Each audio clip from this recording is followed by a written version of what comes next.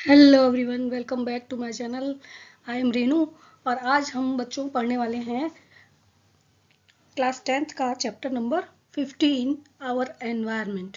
Okay, तो ये हम एग्ज़ाम सीरीज हमने स्टार्ट की है और यहाँ पर हम वन शॉट रिवीजन इसका करेंगे, तो पूरा चैप्टर एक ही बार में हम उसको कंप्लीट कर लेंगे।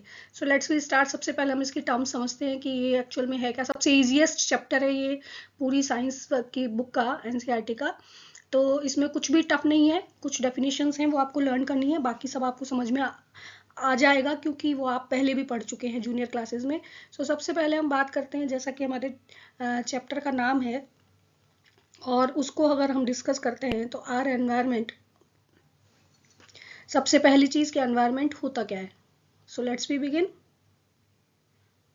क्या है हमारा एनवायरनमेंट? तो एनवायरनमेंट जो भी आपके सराउंडिंग प्रेजेंट है, everything which is present your surrounding, आपके आसपास जो भी कुछ प्रेजेंट है, चाहे वो एनिमल्स हैं, प्लांट्स हैं, एयर है, वाटर है, सब कुछ जो भी कुछ प्रेजेंट है that is known as environment. तो आपकी सराउंडिंग को ही हम एनवायरनमेंट कहते हैं, ठीक है। अब ये क्या क्या इसमें इंक्लूड हो सकता है, जैसा कि मैंने अभी आपको बताया कि चाहे वो सॉइल है, वाटर है, एयर है, जहाँ हम सांस ले रहे हैं, वाटर है जो आप ड्रिंक कर रहे हैं, या सॉइल है जिसमें प्लांट्स सरवाइव करते हैं या प्लांट्स ग्रो होते हैं। इसके अलावा आपके आसपास रहने वाले एनिमल्स, ह्यूमन बींग्स, कॉलोनीज, ये सब कुछ मिलाकर एनवायरनमेंट बनाते हैं। तो अगर हम डेफिनेशन देखें इसकी, तो देखिए simple definition, everything which surround us is known as environment. जो भी हमारे चारों तरफ प्रेजेंट है उसी को हम एनवायरनमेंट कहते हैं। वो क्या इंक्लूड करता है? उसमें कुछ फिजिकल थिंग्स होती हैं जो कि air, water, soil, temperature, humidity, कुछ भी हो सकता है। उसके साथ साथ सारे ऑर्गेनिजम्स जो उसमें प्रेजेंट होते हैं, फॉर एग्जांपल प्लांट्स हैं, एनिमल्स हैं, या फिर माइक्रोब्स भी इसी का एक हिस्सा होते हैं। तो ये सब कुछ मिलकर एनवायरनमेंट बन जाता है।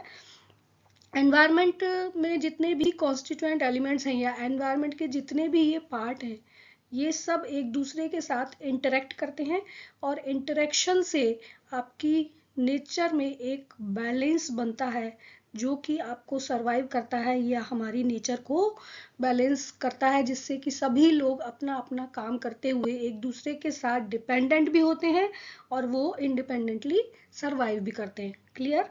तो ये एक बहुत सिंपल सा फंडा है। यहाँ पर फिर हम बात करते हैं कि जितने भी ऑर्गेनिजम्स प्रेजेंट हैं या लिविंग या नॉन लिविंग थिंग्स जो प्रेजेंट होती हैं एनवायरनमेंट में, उन सब के बीच में रिलेशनशिप क्या होता है। तो देखिए ये सारी चीज़ें, क्योंकि जैसा अभी हमने देखा कि अगर हम लिविंग ऑर्गेनिजम्स की बात करते हैं तो लिविंग ऑर्गेनिजम्स सर्वाइव तब कर पाते हैं जब उनको एयर मिलती है या उनको वाटर मिलता है, साथ में उनको फूड मिलता है, ठीक है। अब ये सब चीज़ें आपको कहाँ से मिलेंगी? एयर आपको एनवायरनमेंट, आपके सराउंडिंग से मिलेगी, वाटर आपको सॉइल से मिलेगा, और या जो वाटर रिसोर्सेज हैं वहाँ से मिलेगा। उसके अलावा फूड जो है वो ग्रो होगा तब आपको मिलेगा। तो ये सारी चीज़ें एक दूसरे के ऊपर डिपेंड है, यानी अगर ये नहीं होंगे तो लिविंग बीइंग्स भी नहीं होंगे। क्लियर?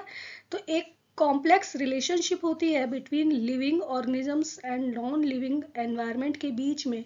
उसी को हम क्या कहते हैं? इकोसिस्टम कहते हैं। एक ऐसा सिस्टम जो कि नेचर के साथ फॉर्म होता है लिविंग ऑर्गेनिजम्स का, उस सिस्टम को हम क्या कहते हैं?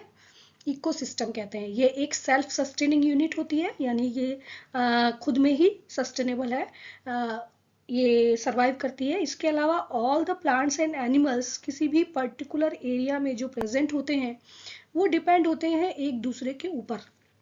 उनकी आदतें या उनका एक दूसरे के ऊपर जो डिपेंडेंसी है वो डिपेंड करती है कि किसी को वाटर की ज़्यादा ज़रूरत होती है, किसी को सॉइल की ज़रूरत होती है। जैसे प्लांट्स की हम बात कर रहे हैं तो किसी पर्टिकुलर एरिया में उगने वाले जो प्लांट्स होते हैं वो किसी दूसरे एरिया में सर्वाइव नहीं कर पाते हैं, क्योंकि उनकी नीड डिफरेंट है। उनको जो सॉइल मिल रही है वो डिफरेंट मिल रही है, क्लाइमेटिक कंडीशंस जो मिल रहे हैं वो डिफरेंट मिल रहे हैं। तो हैबिटेट मीन्स उनका जो लिविंग का एरिया है वो किस तरह का है, उसके ऊपर सारे प्लांट्स और एनिमल्स किसी भी एरिया में रहने वाले डिपेंड करते हैं। फॉर एग्जांपल, अगर हम डेजर्ट एनिमल्स की बात करते हैं या डेजर्ट की बात करते हैं तो डेजर्ट का जो क्लाइमेट होता है या उसके अंदर जो कंडीशन होती है, फिजिकल कंडीशंस, वो टोटली डिफर होती हैं किसी भी रेनी एरिया में, या आप कहें कि जो नॉर्मल एरिया है वहाँ से। तो उस कंडीशन में वहाँ पर रहने वाली जो वेजिटेशन है वो डिफरेंट होगी, उसके साथ साथ वहाँ के एनिमल्स भी डिफरेंट होंगे जो कि उस पर्टिकुलर क्लाइमेट में अपने आप को एडजस्ट कर सकें, ठीक है। इसी तरह से रेनी एरिया में रहने वाली जो वेजिटेशन होगी और एनिमल्स होंगे वो डिफरेंट होंगे, वो उस एरिया के लिए ही डिज़ाइन किए हुए होंगे। इसलिए आप ये कह सकते हैं कि किसी भी पर्टिकुलर एरिया में रहने वाले प्लांट्स एंड एनिमल्स एक दूसरे के ऊपर डिपेंड करते हैं और उनकी सर्वाइवल की जो रेट होती है वो भी डिपेंड करती है उनके हैबिटेट के ऊपर। क्लियर? तो ये जो भी इकोसिस्टम है उसको अगर हम देखें तो मान लीजिए फॉरेस्ट है कोई, उस फॉरेस्ट में क्या क्या चीज़ें अवेलेबल हैं और उनके बेसिस पर वहाँ पर जो लिविंग ऑर्गेनिजम्स या एनिमल्स या बर्ड्स प्रेजेंट हैं उनका जो टाइप है वो डिपेंड करेगा उस फॉरेस्ट के टाइप पर, ठीक है।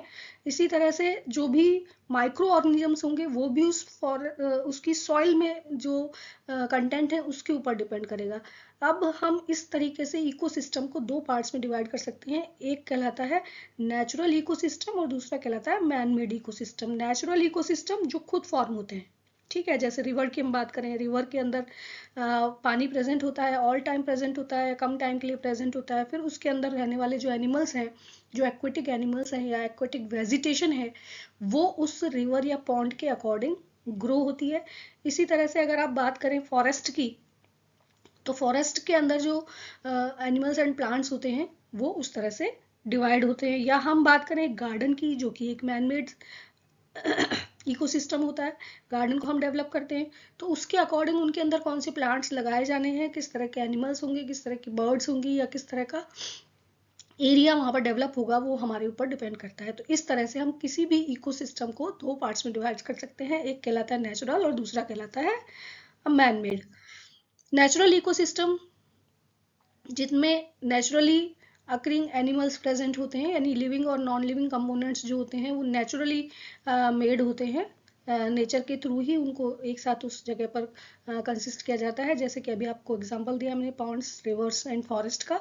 आर्टिफिशियल इकोसिस्टम की अगर हम बात करते हैं तो मैन मेड होते हैं, क्योंकि ये इकोसिस्टम उनका बेसिक बायोटिक और ए बायोटिक कंपोनेंट्स जो होते हैं वो हम डिसाइड करते हैं, ठीक है। वो किस तरह का कंपोनेंट होगा, बायोटिक या एबायोटिक, उसको हम डिसाइड करेंगे। तो वो एक गार्डन हो सकता है, क्रॉपलैंड हो सकता है या फिर एक्वेरियम हो सकता है। एक्वेरियम इसका एक बहुत गुड एग्जांपल है, जहाँ पर हम डिसाइड करते हैं कि जो उसके अंदर हम फिशेस डाल रहे हैं वो किस वैरायटी की होंगी और जो वेजिटेशन जो होगा वो किस तरह का होगा।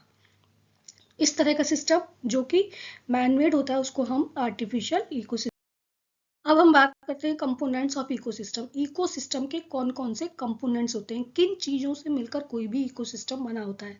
तो दो कंपोनेंट्स होते हैं इकोसिस्टम के, ए बायोटिक, यानी ए का मतलब होता है नॉन और बायो का मतलब तो आपको मालूम है live.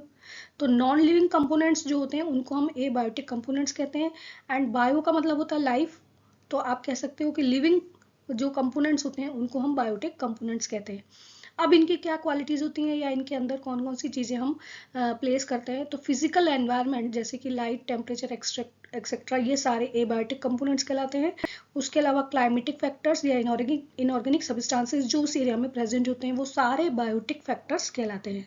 Wind, water, sunlight, soil, atmosphere, temperature, rain, humidity, ये सारी चीज़ें डिपेंड होती हैं या ये सारी चीज़ें इंक्लूड की जाती हैं ए बायोटिक कंपोनेंट में। बायोटिक कंपोनेंट की अगर हम बात करते हैं तो ऑल द लिविंग ऑर्गेनिजम्स, तो किसी भी पर्टिकुलर एरिया में या किसी भी इकोसिस्टम में रहने वाले जो लिविंग ऑर्गेनिजम्स हैं उनको हम डिफरेंट ग्रुप्स में डिवाइड कर सकते हैं। उसमें प्लांट्स भी आते हैं, एनिमल्स भी आते हैं एंड माइक्रोब्स को भी हम कैटेगराइज करते हैं। ये जितने भी बायोटिक कंपोनेंट्स होते हैं उनको हम फर्दर 3 ग्रुप्स में डिवाइड कर सकते हैं और वो ग्रुप्स कहलाते हैं producers, consumers and decomposers. Very very important part, ये आपसे पूछ लिया जाता है इसके कौन कौन से बायोटिक कंपोनेंट्स जो होते हैं उसको आप किस तरह से डिफाइन करेंगे। तो biotic components all the living organisms हैं जिनके अंदर प्लांट्स, एनिमल्स, माइक्रोब्स आते हैं। उनको भी हमने 3 कैटेगरी में डिवाइड कर दिया है, that is producer, consumer and decomposer. Producer सारे ग्रीन प्लांट्स कहलाते हैं, कंज्यूमर्स जो एनिमल्स ग्रीन प्लांट्स के ऊपर डिपेंड होते हैं उनको कंज्यूम करते हैं वो कंज्यूमर्स कहलाते हैं। ये आप जूनियर क्लासेस में पढ़ चुके हैं तीनों चीज़ें। डिकम्पोजर्स की हम बात करें तो decomposers are the micro organisms और microbes which decompose dead remains of plants and animals. Plant और एनिमल्स की डेड रिमेन्स पर जो डिपेंड होते हैं या उनको डिकम्पोज करते हैं, ऐसे ऑर्गेनिजम्स को हम डिकम्पोजर्स या माइक्रो ऑर्गेनिजम्स कहते हैं। अब बच्चों हम इनको यहाँ पर डिस्कस करेंगे क्लियरली कि प्रोड्यूसर्स एक्चुअल में है क्या। तो ऐसे organisms, those living organisms which synthesize their own food, ऐसे लिविंग ऑर्गेनिजम्स जो कि अपना फूड खुद सिंथेसाइज करते हैं by the process of photosynthesis, उनको हम क्या कहते हैं, प्रोड्यूसर्स कहते हैं। सब जानते हैं आप इस चीज को, और उसमें हम एग्जांपल लेते हैं ब्लू ग्रीन एल्गी डायटम्स या ग्रीन प्लांट्स का। क्लियर। तो all the green plants are known as consumers की हम बात करते हैं बच्चों। तो consumers are those which are directly और इनडायरेक्टली डिपेंड ऑन प्रोड्यूसर्स। ऐसे लिविंग ऑर्गेनिजम्स जो कि डायरेक्टली या इनडायरेक्टली प्रोड्यूसर्स के ऊपर डिपेंड होते हैं, उनको हम कंज्यूमर्स कहते हैं। इनकी भी कैटेगराइजेशन का हमने कर दिया है कि किस तरह से उनको हम कैटेगराइज कर सकते हैं या उनको कितने पार्ट्स में डिवाइड कर सकते हैं। तो primary consumers are those which are directly depend on the herbs और प्लांट्स। ऐसे कंज्यूमर्स जो कि डायरेक्टली क्या खाते हैं, प्लांट को खाते हैं या उनके ऊपर डायरेक्टली डिपेंड होते हैं, उनको हम क्या कह सकते हैं, हर्बीवोर्स कह सकते हैं। इसी तरह से सेकेंडरी कंज्यूमर्स जो होते हैं वो प्राइमरी कंज्यूमर्स के ऊपर डिपेंड होते हैं, और टर्शरी कंज्यूमर्स जो होते हैं वो टॉप कार्निवोर्स होते हैं, तो वो सेकेंडरी कंज्यूमर्स के ऊपर डिपेंड होते हैं। इस तरह से एक पूरी चेन बन जाती है। ये आप अभी पढ़ेंगे फूड चेन क्या होती है। तो यहाँ पर अगर हम देखें, देखिए प्लांट इज प्रोड्यूसर, इसके बाद ग्रास होपर प्लांट को खा रहा है, तो ग्रास होपर इज कंज्यूमर। इसको हम फर्स्ट कंज्यूमर भी कह सकते हैं, फर्स्ट कंज्यूमर। उसके बाद ये ग्रास हॉपर को ईट कर रही है बर्ड, सेकंड कंज्यूमर, फिर ये थर्ड कंज्यूमर, एंड ये टर्शरी कंज्यूमर या टॉप कंज्यूमर। इस तरह से ये एक चेन बन जाती है जिसको हम फूड चेन कहते हैं, वो हम आगे डिस्कस करेंगे। So let's we start. अब हम बात कर रहे हैं डिकम्पोजर्स की। डिकम्पोजर्स जैसा कि नाम से पता चल रहा है कि ऐसे ऑर्गेनिजम्स जो कि dead remains of plants and animals को डिकम्पोज कर देते हैं अपने एक्शन से, उनको हम क्या कहते हैं, डिकम्पोजर्स कहते हैं। और सारे माइक्रो ऑर्गेनिजम्स इस कैटेगरी में आते हैं, फॉर एग्जांपल बैक्टीरिया या फंजाई। डिकम्पोजर्स जो होता है, ये टॉपिक बहुत बहुत इंपॉर्टेंट है एग्जाम पॉइंट ऑफ व्यू से। आपको डेफिनेशन पूछ ली जाती है, what are decomposers, write its significance, या write the role of decomposers in environment. ये आपको लिखना होता है, तो एक्सप्लेन करना है। तो आप यहाँ पर सिग्निफिकेंस ऑफ डिकम्पोजर्स को ध्यान से देखिए। देखिए डिकम्पोजर्स की जब हम बात कर रहे हैं तो हम कह रहे हैं कि दे decompose the dead remains of plants and animals. Dead remains of plants animals जो होते हैं, अगर वो अर्थ पर इकट्ठा होते रहे तो क्या होगा, देखिए कितनी प्रॉब्लम क्रिएट हो जाएगी, है ना। अगर मान लीजिए ये dead remains of plants and animals decompose ही ना हो तो क्या होगा, सारी जो अर्थ होगी वो सिर्फ डेड रिमेन्स से ही फुल हो जाएगी, कंप्लीट हो जाएगी, वहां पर रहने के लिए कोई जगह नहीं बचेगी। तो इसलिए ये क्या करते हैं, help in cleaning of our environment. अब हमारे एनवायरनमेंट को क्लीन करते हैं, उसके साथ साथ क्योंकि ये प्लांट्स और एनिमल्स जब डिकम्पोज होते हैं तो इनसे जो भी प्रोडक्ट फॉर्म होते हैं वो प्रोडक्ट आपकी सॉइल के अंदर मिक्स हो जाते हैं, ठीक है। और सॉइल के अंदर जब मिक्स हो जाते हैं तो सॉइल की फर्टिलिटी को इंक्रीज कर देते हैं। क्लियर। तो इस तरह से दे maintain the fertility of soil. आपको ये मालूम है कि प्लांट्स जब भी ग्रो होते हैं, कोई भी प्लांट जब ग्रो होता है, और वो अपने न्यूट्रिएंट्स कहाँ से लेता है, सॉइल से लेता है। अब सॉइल के अंदर अगर सिर्फ ग्रोथ होती रहेगी तो धीरे धीरे यहाँ के जो न्यूट्रिएंट्स होंगे वो क्या हो जाएंगे, खत्म हो जाएंगे, और सॉइल के अंदर किसी भी तरह के कोई न्यूट्रिएंट नहीं बचेंगे, तो प्लांट की जो ग्रोथ है वो भी रुक जाएगी या स्टॉप हो जाएगी, वो ग्रो नहीं हो पाएंगे। डेड रिमेन्स और एनिमल्स जो कि यहाँ पर प्रेजेंट होते हैं, सॉइल में पड़े रहते हैं, उनको जब माइक्रो ऑर्गेनिजम्स डिकम्पोज करते हैं तो उनके जो पार्ट्स हैं जो कि वेस्ट मटेरियल है वो ह्यूमस के रूप में सॉइल के साथ मिक्स हो जाता है, and that maintain the fertility. उसको न्यूट्रिएंट्स मिल जाते हैं अगेन, इस तरह से सॉइल की फर्टिलिटी मेंटेन होती है। तो ये इंपॉर्टेंट पॉइंट है इसका। इसके साथ साथ they help in recycling of organic material. जो भी ऑर्गेनिक मटेरियल डेड रिमेन्स के रूप में पड़ा हुआ था उसको रिसाइकल करने का काम करते हैं माइक्रो ऑर्गेनिजम्स। क्लियर। तो अब हम देखते हैं बच्चों, जैसे अभी हमने बात की थी कि फूड चेन क्या होती है। Who Yeats whom, junior classes में आपने ये पढ़ा होगा एक फंडा, हु ईट्स हूम, कौन किसको खाता है। और पूरी जो हमारी अर्थ है वो इसी के ऊपर बेस्ड है, या हमारा जो इकोसिस्टम है वो इसी के ऊपर बेस्ड होता है। जैसा कि अभी हमने पढ़ा, प्रोड्यूसर्स होते हैं, कंज्यूमर्स होते हैं, प्राइमरी, सेकेंडरी, टर्शरी, और इस तरह से ये जो पूरी एक स्ट्रक्चर फॉर्म हो जाती है, वो पूरा सिस्टम क्या कहलाता है, इकोसिस्टम कहलाता है। तो यहाँ पर हम देखें कि chains of living organisms in which energy of food is transferred from one organism to another organism। कोई भी ऑर्गेनिज्म जो कि लाइव है या जिसके अंदर लाइफ प्रेजेंस होती है, वो क्या करता है, उसको एनर्जी रिक्वायरमेंट होती है, एनर्जी की ज़रूरत होती है अपनी डेली नीड्स के लिए और सरवाइव करने के लिए। वो एनर्जी उसको कहाँ से मिलती है, फूड से मिलती है। अब फूड गेटिंग के डिफरेंट वेज हो सकते हैं, कोई प्लांट ईटर हो सकता है और कोई फ्लैश ईटर हो सकता है। तो ये जो पार्ट है वो किसी ना किसी तरीके से एक दूसरे के ऊपर डिपेंड होते हैं। तो यहाँ पर हम बात कर रहे हैं हु ईट्स हूम, कौन किसको खाता है, एक पूरी लॉन्ग चेन बन जाती है और उसी को हम कहते हैं फूड चेन। तो chain of living organisms in which energy of food is transferred from one level to another level. एक लेवल से दूसरे लेवल में एनर्जी ट्रांसफर हो जाती है, उसको हम फूड चेन कहते हैं। इट इज यूनिडायरेक्शनल, वो सिर्फ एक ही डायरेक्शन में चलती है, अगेन वापस नहीं आती है। And it provide definite structure to an ecosystem, एक इकोसिस्टम को एक पर्टिकुलर स्ट्रक्चर फॉर्म होता है। जैसे कि ग्रास को देखिए आप, grass is known as producer, और ग्रास को कौन खा रहा है, इंसेक्ट्स खा रहे हैं। इंसेक्ट्स को कौन ईट कर रहा है, फ्रॉग ईट कर रहे हैं, और फ्रॉग को कौन ईट कर रहा है, बर्ड ईट कर रहे हैं। तो इस तरह से ये सिर्फ फॉरवर्ड डायरेक्शन में ही जा रही है, ठीक है। तो एक फॉरवर्ड डायरेक्शन में जाती है, कौन किसको खाता है ये डिपेंड करता है, और एनर्जी प्रोड्यूसर्स से लेके टॉप कार्निवोर्स तक ट्रांसफर हो जाती है, ये कहलाता है फूड चेन। अब देखिए, अगर बहुत सारी फूड चेन्स आपस में जुड़ जाती हैं किसी भी तरीके से, तो इंटरकनेक्टेड फूड चेन्स शो करता है एक relationship between various food chains. Different food chains आपस में एक दूसरे के साथ जुड़ी हुई हैं और वो एक नेटवर्क बना लेती हैं फूड चेन का, उसको हम कहते हैं फूड वेब।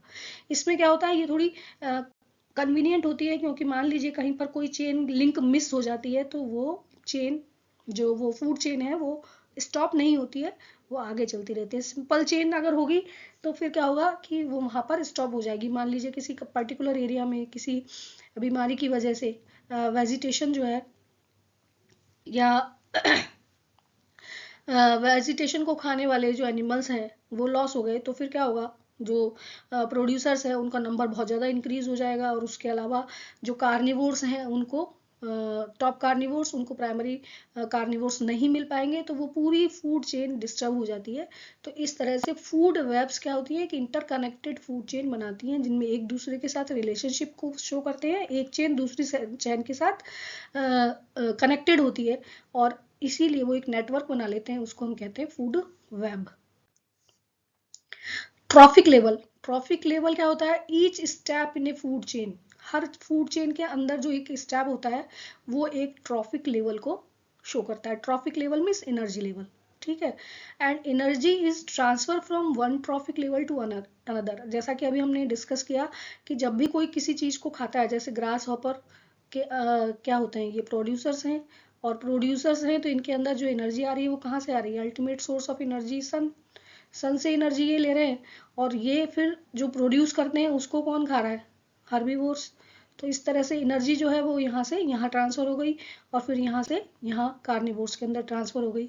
तो इस तरह से ये जो स्टेप्स होते हैं, producers are the first trophic level, producers को हम कहते हैं फर्स्ट ट्रॉफिक लेवल, डियर को या हर्बीवोर्स को हम कहते हैं second trophic level, and carnivores कहलाते हैं आपके थर्ड ट्रॉफिक लेवल। तो इस तरह से ये लेवल डिसाइड होते हैं और इन्हीं को हम ट्रॉफिक लेवल्स कहते हैं। तो शॉर्ट में आप कह सकते हैं एनर्जी लेवल्स, एनर्जी किस तरह से ट्रांसफर हो रही है, कहाँ से कहाँ ट्रांसफर हो रही है, उसी को हम एनर्जी लेवल या ट्रॉफिक लेवल कहते हैं।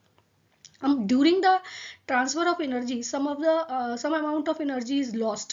जब भी ये एनर्जी यहाँ से यहाँ ट्रांसफर हो रही है उस टाइम में बहुत सारी एनर्जी लॉस्ट हो जाती है, और सिर्फ स्मॉल अमाउंट ऑफ एनर्जी ही एक स्टेप से दूसरे स्टेप तक ट्रांसफर हो जाती है, और ये हम आगे पढ़ेंगे, उसको हम कहते हैं 10% रूल, ठीक है। अब ये लॉस्ट कैसे हो जाती है, देखिए कुछ तो ये क्या होता है, जैसे ग्रास को डियर ने खाया तो उसकी जो मेटाबॉलिक एक्टिविटीज हैं उनको करने के लिए जो एनर्जी यूज हो जाती है वो लॉस्ट हो गई। उसके साथ साथ कुछ एनर्जी ट्रांसफर के टाइम पर हीट के रूप में भी लॉस हो जाती है, ठीक है। तो ओनली फ्यू परसेंट यानी कुछ परसेंट एनर्जी ही एक लेवल से दूसरे लेवल में ट्रांसफर होती है, बाकी वो हीट के रूप में बाहर निकल जाती है या फिर वो यूटिलाइज कर ली जाती है। और इस तरह से जो ट्रांसफर होता है एनर्जी का, वो हम अभी डिस्कस करने वाले हैं कि वो लेवल किस तरह से ट्रांसफर होता है। तो this is known as energy transfer, law of 10% of energy transfer. ये लिंडमैन्स लॉ भी कहलाता है, इन्होंने साइंटिस्ट का नेम है, इन्होंने इसको प्रूव किया था। तो energy transfer from one trophic level to another, energy एक ट्रॉफिक लेवल से दूसरे ट्रॉफिक लेवल में ट्रांसफर होती है। ये भी यूनिडायरेक्शनल होती है, कभी भी बैक नहीं होती, रिवर्ट बैक। और फूड चेन्स इसीलिए शॉर्ट होती हैं, मोस्टली 3 या 4 स्टेप्स में फूड चेन्स कवर हो जाती हैं या स्टॉप हो जाती हैं, क्योंकि सिर्फ एक बार में 10% एनर्जी ही ट्रांसफर होती है एक ट्रॉफिक लेवल से दूसरे ट्रॉफिक लेवल में, जैसा कि मैंने अभी आपको बताया। बाकी 90% जो एनर्जी होती है वो लॉस हो जाती है। ठीक है, 90% एनर्जी या तो कंज्यूम हो जाती है या फिर लॉस हो जाती है। तो 90% एनर्जी को इसने यूटिलाइज कर लिया या कंज्यूम कर लिया, बाकी बची 10% ही नेक्स्ट लेवल तक जाएगी। अब यहाँ पर अगर हम एक एग्जांपल देखें, मान लीजिए देखिए, इसको हम अगर प्रॉपर तरीके से समझें तो सन से मिलने वाली जो अबंडेंट सोर्स ऑफ एनर्जी है, उससे मिलने वाली ओनली 1% एनर्जी को ही प्लांट यूटिलाइज कर पाते हैं। ठीक है, अब मान लीजिए उन्होंने 1% में 100 जूल एनर्जी को यूटिलाइज किया है। अब 100 में से जो 90% एनर्जी है उसको प्लांट्स ने कंज्यूम कर लिया, और जब एनर्जी ट्रांसफर हो रही है उस वक्त भी कुछ अमाउंट ऑफ एनर्जी लॉस हो गई, तो only 10% of energy goes to rabbit. सिर्फ 10% एनर्जी ही रैबिट के पास पहुंचेगी। तो 100 का 10% हो गया 10 जूल। तो 10 जूल एनर्जी किसको मिली? रैबिट को। रैबिट की जो मेटाबॉलिक एक्टिविटीज हैं उनमें एनर्जी यूटिलाइज हो गई। उसके बाद रैबिट को किसने खाया? वोल्फ ने। और उस केस में उसको सिर्फ 10% एनर्जी मिली वोल्फ को, और वो फिर मिली सिर्फ 1 जूल। तो लास्ट यानी टॉप मोस्ट अगर आप देखें कि लेवल, तो वहां पर एनर्जी की स्मॉल क्वांटिटी ही बचती है। तो इसलिए फूड चेन्स जो होती हैं सिर्फ 3 या 4 स्टेप्स की ही होती हैं, उससे आगे वो पॉसिबिलिटी नहीं होती है, क्योंकि मिनिमम अमाउंट ऑफ एनर्जी जो रिक्वायरमेंट होती है वो वहां पर अवेलेबल नहीं होगी किसी भी एनिमल के लिए। क्लियर? तो इस तरह से ये जो रूल है 10% energy is transfer from one level to next level, ये कहलाता है 10% law of energy transfer. Next सबसे इंपॉर्टेंट जो टॉपिक आपके इस चैप्टर का है वो है बायोमैग्निफिकेशन।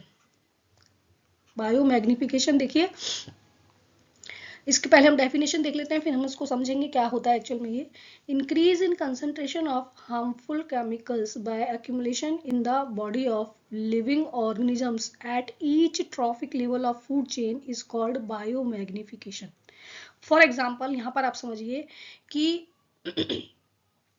जो भी हम जब खेती करते हैं या जो भी क्रॉप हम उगाते हैं, तो वहाँ पर हम क्या करते हैं, बहुत सारे पेस्टिसाइड्स का या फर्टिलाइजर्स का या इंसेक्टिसाइड्स का यूज़ करते हैं।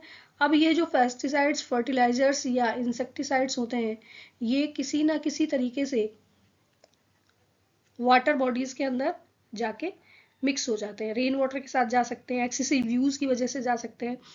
वाटर में जब ये जाते हैं तो वाटर में रहने वाले जो भी एनिमल्स हैं या वाटर में रहने वाली जो वेजिटेशन है वो उसको कंज्यूम कर लेती है, उनके अंदर इसकी परसेंटेज जमा हो गई। अब ये प्रोड्यूसर्स जो होते हैं इनको जू प्लैंकटन खाते हैं, वो उनके अंदर ट्रांसफर हो गया। जू प्लैंकटन को स्मॉल फिशेस खाएंगी, और इस तरह से वो जो लेवल है, यानी कि जो टॉक्सिक सब्सटेंसेस हैं वो स्मॉल फिशेस में भी चले गए। स्मॉल फिशेस को लार्ज फिशेस खा लेंगी तो उनके अंदर भी एंटर हो गए, और उन स्मॉल फिशेस को या लार्ज फिशेस को अगर ह्यूमन बींग्स कंज्यूम करते हैं तो उनके अंदर चले जाते हैं, नहीं तो बर्ड्स के अंदर भी चले जाते हैं। क्लियर? तो इस तरह से हम ये कह सकते हैं कि वो धीरे धीरे धीरे वो परसेंटेज जो है वो टॉप लेवल तक पहुंच जाती है। और अगर टॉप में कौन आ रहा है? टॉप में आ रहे हैं ह्यूमन बींग्स। तो ये जो अक्यूमुलेशन होता है धीरे धीरे उसका लेवल इंक्रीज होता जाता है, और increase level of harmful chemicals in the body of living organism at each trophic level is known as biomagnification. इसी प्रोसेस को हम क्या कहते हैं, बायोमैग्निफिकेशन कहते हैं. And due to biomagnification so many health hazards और health related disease can cause. इससे बहुत सारी हेल्थ से रिलेटेड डिजीज कॉज हो जाती हैं, जिनमें से कैंसर एक मेन कॉज होता है. Clear? So biomagnification means increase in concentration of harmful chemical by accumulation in the body of living organisms at each trophic level of food chain is known as biomagnification. Clear? Next बच्चों हम बात कर रहे हैं ozone layer. What is ozone layer? Ozone actual में इसका अगर हम फॉर्मूला देखें तो ozone is known as O3. And form कैसे होती है ये देखिए, यूवी रेज इसके लिए फॉर्मेशन के लिए रेस्पॉन्सिबल होती हैं. आप एटमॉस्फेयर में ऑक्सीजन प्रेजेंट होती है तो आपको मालूम है, लेकिन अपर एटमॉस्फेयर में ऑक्सीजन यूवी रेज की वजह से किस में कन्वर्ट हो जाती है, O+O एटॉमिक ऑक्सीजन में कन्वर्ट हो जाती है. ये एटॉमिक ऑक्सीजन जब ऑक्सीजन के एटम के साथ मॉलिक्यूल के साथ रिएक्ट करती है तो फिर O3 का फॉर्मेशन होता है. एंड कहाँ पे होता है ये, अपर एटमॉस्फेयर में. तो ozone is try atomic molecule, तीन एटम्स होते हैं इसके अंदर. And it is formed in upper atmosphere by combining of molecule of oxygen with atomic oxygen. Molecule of oxygen से एटॉमिक ऑक्सीजन के कॉम्बिनेशन से इसका फॉर्मेशन होता है. और एक क्या बना लेती है, एक शील्ड लाइक स्ट्रक्चर बना लेती है अर्थ के ऊपर, अर्थ के एटमॉस्फेयर में. तो उसको हम कहते हैं ओजोन लेयर. प्रोटेक्टिव शीट बन जाती है एक. ठीक है, तो इसका काम क्या होता है, क्यों करती क्या है ये, तो it absorb UV rays coming from sun. Sun से निकलने वाली अल्ट्रावायलेट रेज बहुत हार्मफुल होती हैं और अर्थ पर अगर वो आती हैं तो उसके बहुत हार्मफुल इफेक्ट्स होते हैं. तो उनको यूवी रेज को जो कि सन से निकल के आ रही हैं उनको एब्जॉर्ब कर लेती है और इस तरह से अर्थ को प्रोटेक्ट करती है from harmful effect of UV rays. UV rays अगर अर्थ पर डायरेक्ट आती हैं तो it cause skin cancer and so many other problems, वो भी हम डिस्कस करेंगे. तो इस तरह से इसका फॉर्मेशन होता है. और ये जो लेयर होती है दिखाई दे रही है आपको यहाँ पर, ये कहलाती है ओजोन लेयर. ओजोन लेयर का डिप्लीशन, डिप्लीशन का मतलब होता है ब्रेक डाउन.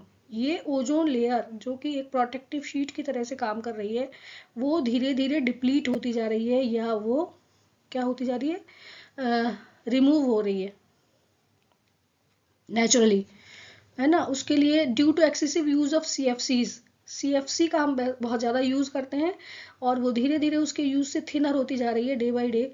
और उसके बहुत सारे हार्मफुल इफेक्ट्स हैं, वो अभी हम डिस्कस करेंगे क्या क्या इफेक्ट होते हैं. तो देखिए, depletion of ozone layer, very important question. तो ozone layer is becoming thinner and thinner day by day. Ozone layer दिन पे दिन थिन होती जा रही है, पतली होती जा रही है. एंड उसको हम डिप्लीशन ऑफ ओजोन लेयर कहते हैं.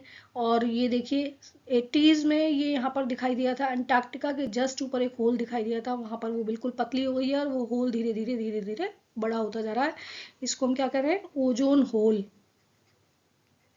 अंटार्कटिका के ऊपर देखा गया है 1980s से लेके अब तक. इसको बहुत क्रूशियल एक पॉल्यूशन माना गया है और इसको रोकने के लिए बहुत सारे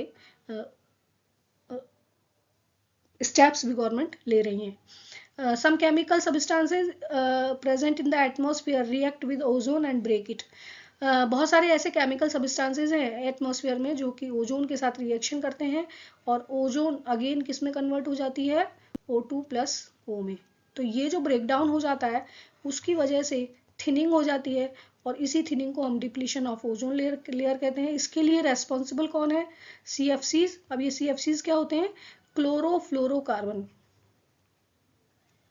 क्लोरोफ्लोरोकार्बन जो कि एसीज में या रेफ्रिजरेटर्स में यूज की जाती हैं, गैसेज होती हैं. Chlorine gas, nitrogen oxide gas and carbon tetrachloride, ये सारी गैसेज रेस्पॉन्सिबल होती हैं डिप्लीशन ऑफ ओजोन लेयर के लिए. तो ये एक शॉर्ट क्वेश्चन में पूछा जा सकता है, write the name of gases which are responsible for depletion of ozone.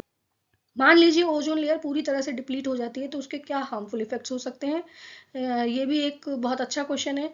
तो UV rays can cause skin cancer, जैसा कि अभी मैंने आपको बताया कि स्किन कैंसर कॉज करता है, हमारे इम्यून सिस्टम को डैमेज कर देता है। साथ में जो प्लांट्स हैं उनमें फोटोसिंथेसिस की रेट रिड्यूस हो जाती है। उसके साथ साथ इसके बहुत सारे एनवायरमेंटल प्रॉब्लम्स क्रिएट हो जाते हैं। इट इंक्रीज ग्लोबल वार्मिंग, क्योंकि जब ओजोन डिप्लीशन होगा तो यहाँ से यूवी रेज डायरेक्ट अर्थ पर आती हैं, और ये यूवी रेज जो कि डायरेक्ट एंटर हो रही हैं अर्थ पर, अर्थ के टेम्परेचर को 1 डिग्री से लेके 3 डिग्री तक इंक्रीज कर रही हैं, और उसका हार्मफुल इफेक्ट ग्लोबल वार्मिंग के रूप में देखने को सामने आ रहा है। ग्लोबल वार्मिंग से रिलेटेड बहुत सारी प्रॉब्लम्स हैं, क्लाइमेट चेंज हो रहे हैं, उसके साथ साथ ग्लेशियर्स मेल्ट हो रहे हैं।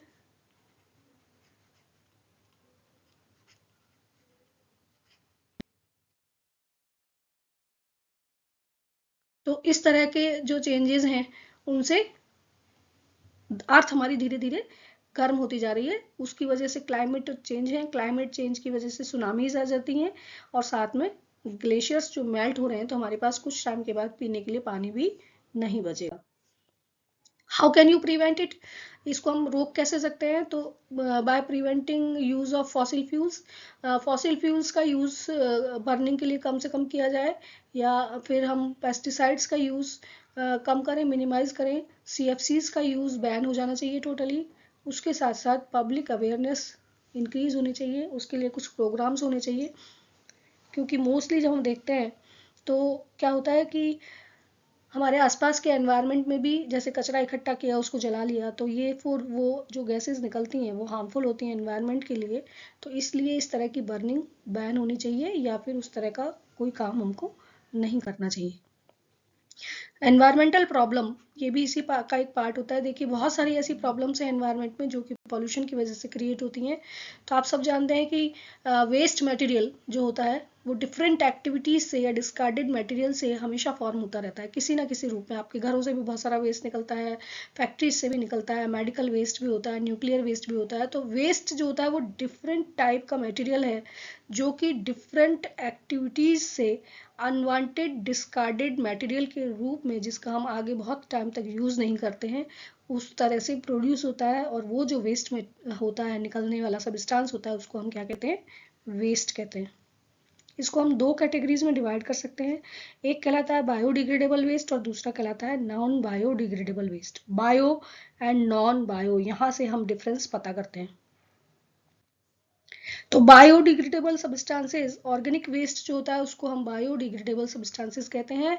इट कैन बी डिग्रेडेड और decompose by the action of microbes.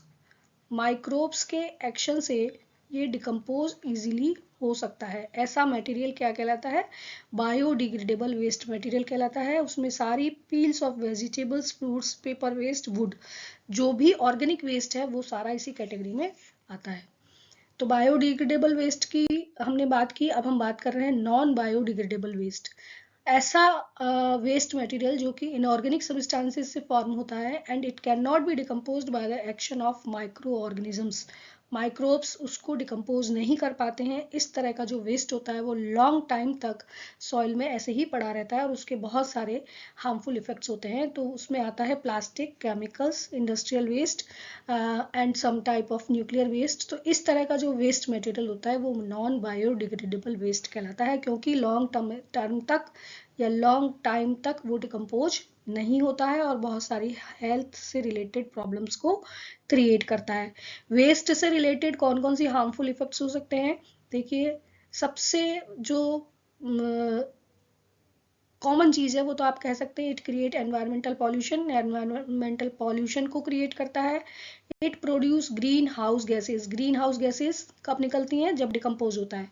ठीक है। इसके साथ साथ अगर ये एक जगह कहीं ढेर के रूप में पड़ा हुआ है तो डिस्ट्रॉय करता है आपकी नेचर की ब्यूटी को, आपके हाइजीन को भी इफेक्ट करता है। उसके साथ साथ जब ये डिकम्पोज होता है तो इट प्रोड्यूस फॉल स्मेल, बहुत गंदी स्मेल भी आती है जो कि अनहाइजीनिक होती है। साथ में जो नॉन बायोडिग्रेडेबल वेस्ट मटेरियल है जैसे कि plastic and bottles and something else, that chalk drainage system को चॉक कर देता है ये सब, और उसकी वजह से जो डर्टी वाटर है वो आपकी स्ट्रीट पर, रोड्स पर आ जाता है, जो कि अनहाइजीनिक है, साथ में वो बहुत सारे डिजीज भी कॉज करता है। And by eating of plastic material it can cause death of stray animals. जो काउज हैं या डॉग्स हैं, फूड मटेरियल अगर प्लास्टिक की या पॉली बैग्स के अंदर बंद होता है तो वो उनको खा जाते हैं और फिर वो उनकी डेथ भी हो जाती है। तो इस तरह से उनके बहुत सारे हार्मफुल इफेक्ट्स क्रिएट होते हैं। So how can we manage our waste material? तो मैनेजमेंट ऑफ वेस्ट मटेरियल उसका एक तरीका है कि किस तरह से हम जो वेस्ट प्रोड्यूस हो रहा है उसको हम मैनेज कर सकते हैं। तो first point is landfills. Landfills जैसा कि नाम से पता चल रहा है, लैंड को फिल कर दिया जाता है। लो एरियाज जो होते हैं वहाँ पर डंप कर दिया जाता है वेस्ट मटेरियल और फिर रोलर से उसको कॉम्पैक्ट करके लैंडफिल कर दी जाती है। कंपोस्टिंग, ऑर्गेनिक वेस्ट मटेरियल जो है वो कंपोस्ट पिट में डाल दिया जाता है और फिर उसको मैन्योर के रूप में कन्वर्ट कर लिया जाता है। ये एक बिजनेस का रूप ले चुका है और अभी बहुत सारे लोग ऐसे हैं जो इसको एक बिजनेस की तरह से कर रहे हैं, क्योंकि जो ऑर्गेनिक वेस्ट मटेरियल है उसको सेपरेट आउट करके कंपोस्ट पिट, बड़े बड़े गड्ढे होते हैं जिनके अंदर डाल के दिया जाता है और वहाँ पर अर्थवर्म डाल दिए जाते हैं, उनसे वो मैन्योर में कन्वर्ट हो जाता है। सीवेज ट्रीटमेंट प्लांट आपने सुना होगा, मेट्रो सिटीज़ में एंड बड़ी बड़ी सिटीज़ में सब जगह होते हैं। ड्रेनेज वाटर को ट्रीट किया जाता है इन ट्रीटमेंट प्लांट्स में, और जो ट्रीटिंग वाटर है उसको एग्रीकल्चर में यूज़ कर लिया जाता है। साथ में जो मैन्योर बचता है उसको भी एग्रीकल्चर में यूज़ कर लिया जाता है। इंसिनरेशन, वेस्ट जो मटेरियल है उसको बर्न किया जाता है बड़ी बड़ी फर्नेसेस में एट हाई टेम्परेचर पर और उनको ऐश में कन्वर्ट कर लिया जाता है, वो इंसिनरेशन कहलाता है। 3R स्ट्रेटेजी, इसके बारे में आप सब लोग जानते हैं, जूनियर क्लासेस से पढ़ते हुए आए हैं। 3R में से एक है रिड्यूस, दूसरा है रीयूज एंड तीसरा है रिसाइकल। तो रिसाइकल का मतलब होता है कि ऐसा वेस्ट मटेरियल जिसको हम अगेन यूज कर सकते हैं, रिसाइकलिंग करके मोल्ड करके कुछ और बना सकते हैं, उस तरह का मटेरियल को रिसाइकल कर लिया जाता है। जैसे कि पेपर उसका एक गुड एग्जांपल होता है। रीयूज मतलब जो भी मटेरियल आप यूज कर रहे हैं उसको अगेन एंड अगेन यूज किया जाए जिससे कि वेस्ट जो है वो कम प्रोड्यूस हो। यूज अगेन एंड अगेन, ठीक है, बार बार अगर हम यूज करते हैं उसको तो फिर वेस्ट को हम कम प्रोड्यूस कर सकते हैं। एंड रिड्यूस का भी यही मतलब होता है, reduce the quantity of waste. जो वेस्ट मटेरियल है उसकी क्वांटिटी को कम करना, तो उसको हम कम कैसे कर सकते हैं? By say no to plastic, no to poly bags. किसी भी तरीके से पॉली बैग्स आप ना लें और ना यूज करें तो हम रिड्यूस कर सकते हैं, वेस्ट को कम कर सकते हैं। So thanks for watching this video. ये आपके एग्जाम पॉइंट ऑफ व्यू से बहुत अच्छा एक वीडियो है क्योंकि ये 1 शॉट में कंप्लीट किया गया है और ये एग्जाम सीरीज हमारी चल रही है, तो देखते रहिए। इस तरह से डेली हम लोग यहाँ पर एक चैप्टर फुल कंप्लीट करेंगे 1 शॉट में। Thank you again.